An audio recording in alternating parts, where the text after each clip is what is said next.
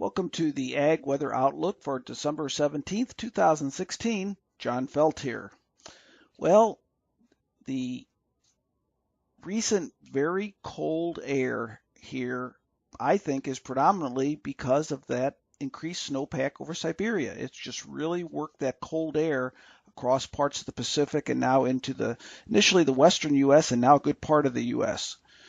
But it does look like there is an upper Midwest through the Great Lakes snow track, and I think that's something we need to keep an eye on because there is enough snow in that area now to perhaps get a bit of a feedback regime in that area. But it's a little bit too early to say.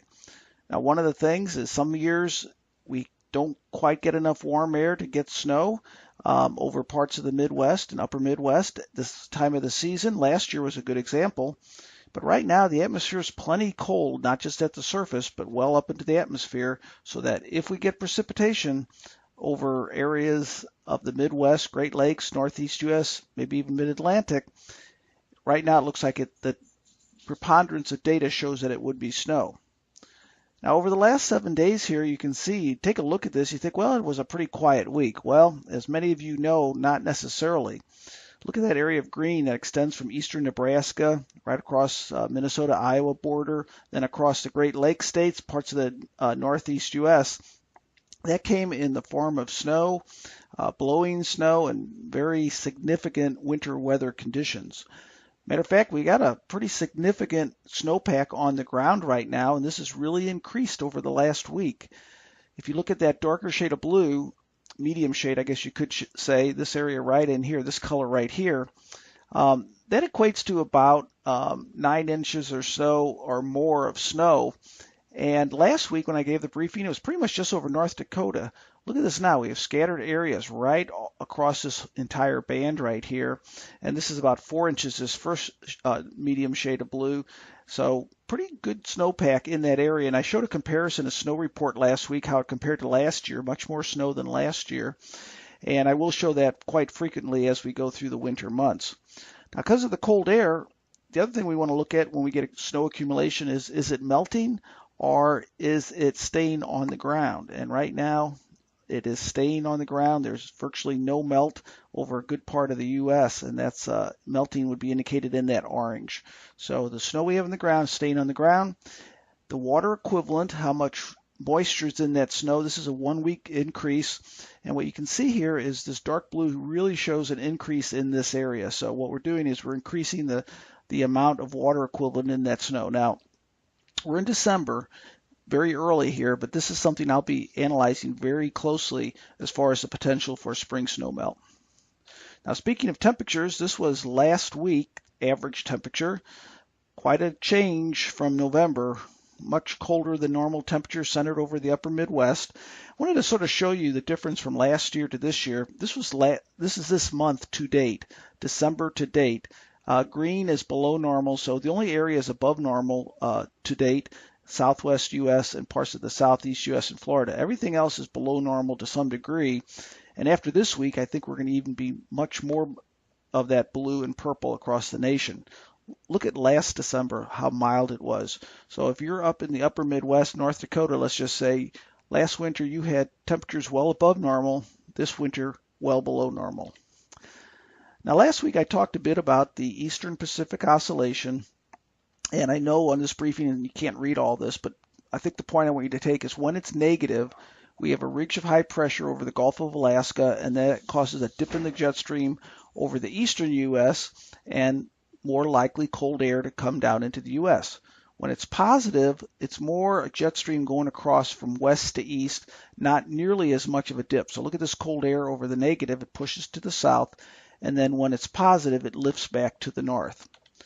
So when we look at that here, what we see here is it's highly negative. We have a very strong transition, and by the end of the forecast period, 10 days out, we go through a positive type transition. So negative, strongly negative to strongly positive. And what we see here, when it's strongly negative, this is a type of temperature pattern, and when it's strongly positive, this is a type of temperature pattern. So we're going to go through a transition as we go through the next 10 days. Now, last week, I wanted to compare the cold air source. This is a source of cold air last week. It was pooling over the upper Midwest. Some of it was getting down into the U.S., quite cold. But look at it right now, a much more intense, much more widespread cold air mass that's moving our way.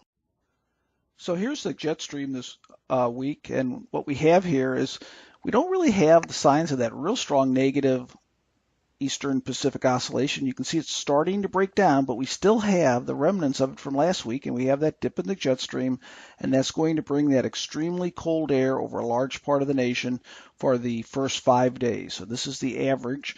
And just to give you an idea, this is early, this is Sunday morning.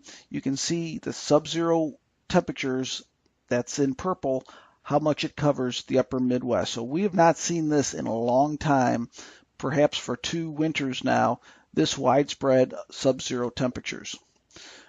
Now we look at storm tracks. There's one storm track this week, and you might say, why do I look at these storm tracks? Again, this is what I look at when I'm looking at the potential for significant snow. Snow is going to be in the north or northwest side of that low pressure, so that will give us a bit of snow this week, but also some needed rain again over the southeast U.S. ahead of this system moving in. Just a little side note here, when we get transitions mean more active precipitation. So when we get changes in these oscillations, no matter what they are, whether it's the Arctic Oscillation, the Eastern Pacific Oscillation, North Atlantic Oscillation, any of these, what we have is that transition causes an enhanced chance of rain or snow. When we're in one, either strongly positive or strongly negative, it's a little bit more quiet. So we're going to have some precipitation this week with the transition. Here's an enhanced area of rain, and then we're going to have some tracks of snow as well with that upper low, and you can see here's that track of snow.